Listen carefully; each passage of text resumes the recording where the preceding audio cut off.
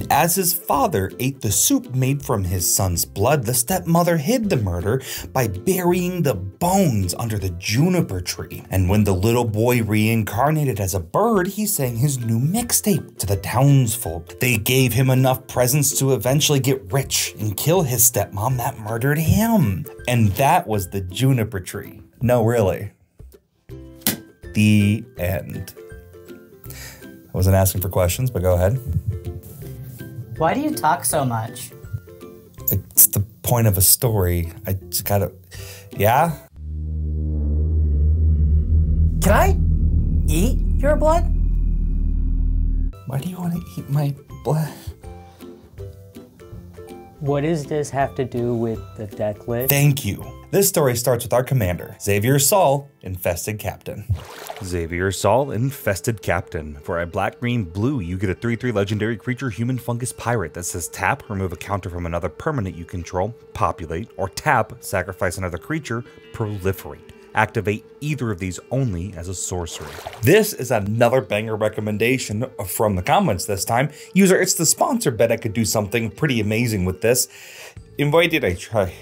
I've tried out a lot of the commanders that you guys have sent me, and I know that not all of them have really panned out. Doesn't mean I didn't try though. I'm still not done with some of them. Just need time to cook. But this one worked out almost immediately. So this is a Saga commander. It was once a Super Friends deck, and the only ones who got to experience that nightmare were the people unlucky enough to be at our Wednesday night Discord. You see, we play Magic every Wednesday night. That's usually where I test my decks. And if you want to see any of that, you can go down into the description. Top link will always be the Discord. It's free. Also, while you're down there, hit that good old subscribe button with your face, because once all your friends go away, we'll still be here. It's a little dark. You could just do it though. Anyway, that Super Friends deck was pretty much exactly like playing a migraine if it were a deck, and your opponents ended up being the Excedrins, so I pivoted. And now it's story time. We run a bunch of budget sagas with fringe abilities that get us going to our game's end goal. This deck runs 3 main categories of cards. First one's gonna be like enchantments, sagas and stuff, things that do well with them. Creatures, ones that usually get more good stuff when we get more of them, so that one, and ways to tokenify them to make them tokenable, populatable tokens. You'll see why in a minute, it's super important. And then we also have sticky graveyard stuff, because we can't let things go. Here we're using populating really as a means of just like regaining utility from our sagas. And even though we're tapping Xavier to populate, we will get a lot of creatures that get him to untap. I'll get into that just a little bit later. First, let's take a look at what sagas there are and retell some history. Binding the Old Gods. For 2 black green, you get an enchantment saga that says as the saga enters and after your draw step, add a lore counter. Sacrifice after 3. Chapter 1 says destroy target non-land permanent and opponent controls. Chapter 2 says search your library for a forest card, put it onto the battlefield tapped, then shuffle. And Chapter 3 says creatures you control gain death touch until end of turn. That final ability is pretty much worthless to us, unless maybe we plan on swinging it in, but like even then, for the most part, the best part is that we just destroy a non-land permanent on ETB and then get a forest once we get to that second chapter. Our commander's ability can remove a counter and in doing so, populate, but also we get to go backwards on the saga. Going backwards in counters doesn't trigger anything, unfortunately. It will, however, allow us to redo the chapter after. So it doesn't let us go 1-2, 1-2 for triggers. It just lets us go 2-2. You can still do a lot of cool stuff with that. Or that is to say, you can still remove all the counters, go back to 0, because once you hit your first main phase, it'll add a counter regardless. So you can still go 1, 1, 1 if you really wanted to. So if we use our commander, we can remove that lore counter, populate, and side note, you can still activate either of our commander's abilities even if there is nothing to populate or proliferate. None of those abilities target, so you just can do that. And for the most part, we're gonna use the captain's abilities to remove counters from our sagas just to kind of reset them. Just before the chapter that we really want to trigger. And a lot of times that is the first chapter. Sometimes it's the second chapter. Very rarely is it the last chapter. Can't really do much after it hits the final chapter. Hey, they sacrifice, unless they don't. But we don't have any of the transform ones, so they sacrifice. So in this case, for Binding the Old Gods, it gives us the fun option of either removing permanents on loop, ramping forests, or just giving death touch once, which is such a bad ability. It can be a difficult game to manage because we can only remove 1 counter per turn. And the moment that you resolve the last chapter of a saga, you sacrifice it. There are a good number of other amazing sagas in this deck though. Genesis of the Daleks can keep between the second and third chapters to make 9 power on each of our first mains. And then if we hit the 4th chapter, we let the opponent either wipe all the non-Daleks or choose death. Bears of Lajar makes it easy to populate some 2/2 shapeshifting humans, starfish mercenaries. And then when we're tired of doing that, we can make the 2/2 golem bears into 4/4 giant leviathans. Cherry on top is that that has a super bite on that last ability, so we can really mess up one creature at the end if we really can let go of this saga. Trickster God's Heist is a fun way to mess with some people if you truly wanted to. Not saying I've done this, but you should notice that the targets don't have to be your own things, and you might be able to swap 2 people's commanders for the sake of it. That might be something you could use as a political tool a little bit later. The phasing of Zhalfir does targeted phasing to any non-land that we want, and they don't phase in until this enchantment's gone. So they're gonna have to really deal with it if they want to touch anything that they own ever again. Otherwise, until then, they're all ignored. And this one also has read ahead. So if you see an enchantment saga with one of these, what that just means is we can choose the saga chapter it starts on.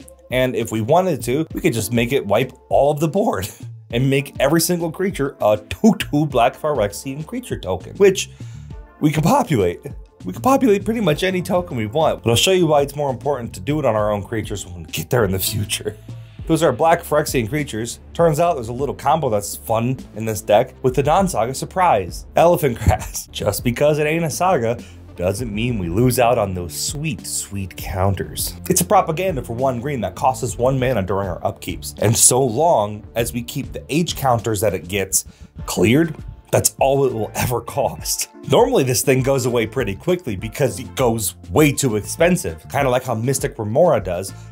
By the way, it's in the colors, it's in the considering, use it, but because it gets too expensive to keep up with, you can't do that. Well, because H counters are the counters that determine how much you pay, you keep them off of it, and the next thing you know, you just get a nice ability that is really busted, that you don't even have to pay the taxes for. Always pay your taxes, but not those. I'm not your dad, you can pay whatever taxes you want. And as a nice little bonus, black creatures literally just can't attack you. I mean, this is all good and well, but remember that our commander has to tap to do this. So the only problem is that once you get a few of these, you're not going to be able to keep up with the upkeep. Your wordplay is trash. Kior's Follower. For a green and a blue, you get a 2/2 creature merfolk that says tap, untap another target permanent. This is a twofer in this one. The ability to untap our commander is nice since we can get some additional counters off of the sagas, but the fact that it can do any permanent means that we're also able to untap our lands for some good old mana ramp. And since our commander can populate creature tokens, we might as well run a hefty amount of cards that allow us to generate token copies of things like our Kelpie Guide. Quasi-Duplicate is a card that can do that. If we target Kelpie Guide with it, we can get a populatable token copy of it. Over time, this changes from picking the counters that are just the most important to remove to just clearing off all the counters that we could ever want and more. But all these creature tokens have to tap to do this. So it will take time, unless you to get out something like Tyvar, Jubilant Brawler. If we do that, they can activate their tap abilities anytime. So Tyvar is good.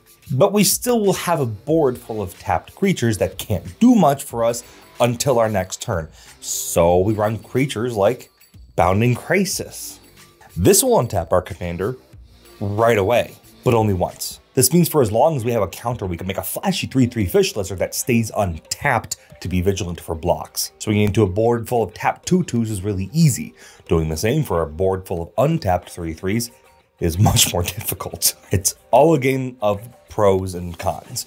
On one hand, fish. On the other hand, we can do more shenanigans with a dozen Kior's Follower copies. We can tap our commander to populate, then sack the populated token to proliferate, and then untap it to proliferate as much as we can, triggering a bunch of middle abilities of sagas in the meantime. Can't really do that with the Crisis, but with the Crisis, no matter what, you can immediately remove all counters from the sagas without waiting another turn. But that's all we can do. Nothing truly special happens beyond that. So it's a game of what you want. A bunch of creatures that can slowly build up to super trigger your sagas and help you ramp, but leave you open to attacks, or a near immediate board of relatively bigger creatures that can block for you and clear counters without haste. I genuinely want both. So both types of creatures are in here. We also run Retreat to Corahelm. If you scry with it, you're doing it wrong. This is gonna untap something on landfall. Normally we would have these for landfall decks, but here it's useful because not only can we get it to untap our commander on the usual land for turn, but since we also run a ton of creatures like Topiary Stomper, we can search for a land when it enters. And if we have a populatable token copy of it, then we can just use it in the same way that we would use any other untapper. But instead we're searching for lands in the meantime as well. And remember, the byproduct of activating all those sagas and getting all that value is a board full of vigilant 4/4s or untapped 3/3s in the end. It's not gonna be fun for whoever has to go against you because you're gonna have nothing but value.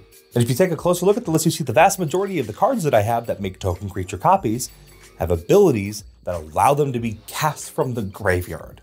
That's because in this deck, the end is never the end, is never the end, is never the end, is never the end, is never the end. Mythos of Barokos. For 2 green, you get a sorcery that says if blue-black was spent to cast this spell, search your library for a card, put that card into your graveyard, then shuffle your library. Return up to 2 permanent cards from your graveyard to your hand. Barokos is right. It is a broken card, and as long as we have the colors we would just normally have anyway, we can tutor for a card. It doesn't even need to be a permanent. We can bin it and then put 2 permanent cards from our grave into our hand. Only 4 mana. It just cares about the color you used. The point of it is because not only can we get 2 sagas back with that ability, but also tutor for one of those copy spells with grave abilities, like Spitting Image, or that Planeswalker that gives us ability haste, or one of the dozens of utility creatures that we have. In this deck, there are only 14 cards that would really not like to be in the grave out of 100. Even if you just get another permanent and keep it in there, it would still be useful. Since like those 14 cards, the reason why they don't want to be in there, like 9 of them are spells that return cards from the grave, like Regrowth. 1 and a green, get any card. Any card. Nature Spiral costs the same, but it's permanents only. Dryad's Revival has flashback, so not only does it help in hand, it doesn't care if it's in the grave. It's not one of those 14. This works in our favor no matter the scenario. If they waste their time trying to destroy our saga, or we're just forced to let them hit their final chapter, that doesn't really matter to us. We can record them for days, son. Evolution Witness is one of those examples. We can add 2 mana to put 2 counters on it, and then we can Nature Spiral any permanent we want. But since it's dealing with counters, we can proliferate it to add another one and get another thing out of the grave. Or we can deliberate it to pay 1 and a green again to get 2 counters to deliberate and populate, meaning we're essentially going to be paying 1 mana for a token creature in multiples of 2. All the while getting permanents back. Timeless Witness is a little baby, but if we cast it and sack it to proliferate, then we have it chilling in the grave, waiting to become a big 4/4 behemoth that's all grown up. That way, whenever we want, we can end our deliberating cycle with a permanent returned from the grave. And if we truly need to just get things going without care for consequence, Dollhouse of Horrors is how to do that. It makes the board just too dang powerful. The creatures it makes are gonna continue to be constructs that care about how many constructs we make. I don't know if you've realized this, we make a lot of token copies. There's gonna be a lot of them. Now I can get into the things that make life truly worth living, unlike before when it was still up for debate. The tutors.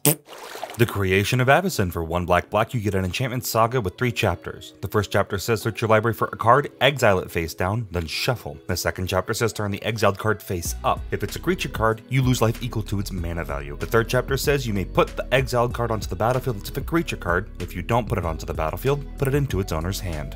By now, you should be aware of the shenanigans we're going to be pulling here. Every single time we start our main phase, we get to go and find a card, put it in exile, face down with this. It's not all though. You see, let's get an example going. Say you have 5 cards in exile. Tyvar, Cura's Follower, Nesting Grounds, Counterspell, and the Cruelty of Gix.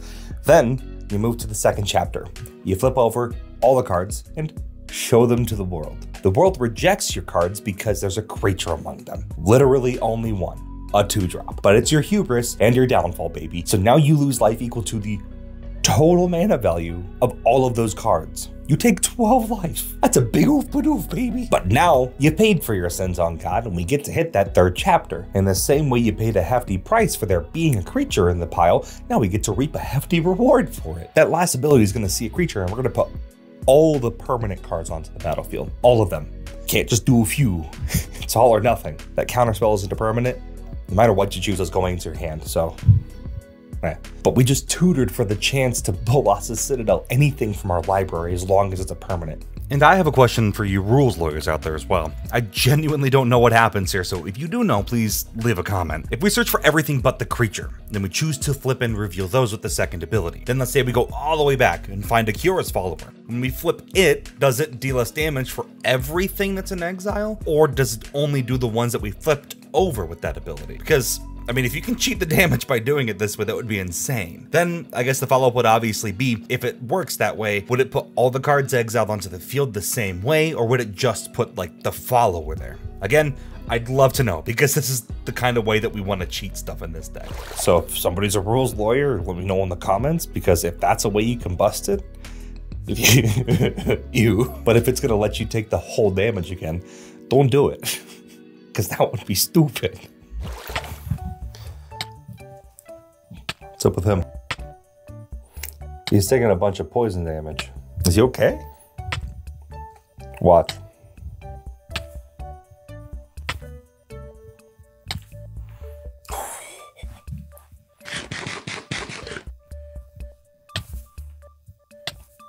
He's doing it. Yeah, he's doing it to himself. And I mean, speaking of the cruelty of Gix, we can read ahead on it to immediately tutor for any card in our deck, losing 3 life for value. And that's anything we want, really. And since it's between 1 and 2, this one can be fiddled with a ton. Or Lore Mage takes it a step further. Still good with untappers, allows us to bury anything that we could ever hope for. You already know how good this deck is with getting things out of the grave or using things from the grave. So it's essentially just getting us exactly what we would ever want out of our deck. You could even tutor for the thing that is the game-winning combo piece in this deck, Intruder Alarm. Intruder Alarm. For 2 into blue, you get an enchantment that says creatures don't untap during their controller's untap step. And whenever a creature enters the battlefield, untap all creatures. And we're on the home stretch here. Just gonna put this out there. Not about to edit another massive sequence to explain this one, so I'm gonna do some good old analog recording. The first thing I want to show you is with Tyvar and with our commander to show you that these do not go infinite together. Let's say you also have Death in Heaven out and it has 2 lore counters on it to start. Tyvar will also have 3 loyalty counters on himself, meaning we'll have 2 permanents with counters on them. We'll give our commander a good shake for good luck and then add a Cura's Follower token. Now, if we were to just have this, but an Intruder Alarm, even without Tyvar, this could be enough to go infinite. But with Tyvar out, giving us the best possible shot, here's how it would play out. You tap him, and you remove a lore counter. You would populate the Cura's Follower token, making you a token with ability haste thanks to Tyvar. Tap Cura's Follower to untap our commander to tap, remove a counter from, say, Tyvar. Now you can populate again and make another token copy. With that token copy, you can untap and then remove another counter to tap, make another token copy of Cura's Follower. Now again, we can activate as though we have haste, so tap it, untap. Now we can proliferate each of these counters by sacrificing one of the tokens that we made. So let's do one of the tapped ones so that we don't lose out on value here. Now we add a counter to each of these permanents. And then we use the untapped Cura's Follower to untap our commander. Now obviously this repeats for quite a bit, so I'm just going to speed through this, getting more of the token copies, and then now we're at the point where we're going to have to proliferate again. So we'll sacrifice one of the tokens, and then we'll proliferate. Now you see where the problem is now I don't have anything to untap Xavier Sal. Well, I mean, we can +1 Tyvar once, and then do it, and then we can continue this little loop.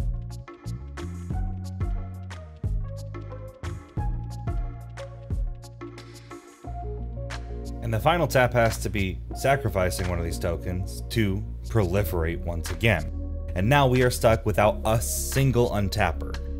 although we do have a lot of untappers, not gonna lie. But that's a lot and not infinite. So let's show you what it will do if instead of Tyvar, we had Intruder Alarm. Let's reset the board here so that we have just these 4 permanents, and let's assume that none of them have Summoning Sickness. We tap Xavier Sal to remove a counter, and then we'll populate off of this token. That alone entering will trigger Intruder Alarm, untapping Xavier Sal, meaning we can tap Xavier Sal, sacrificing that made token, and then adding a counter back onto Death in Heaven.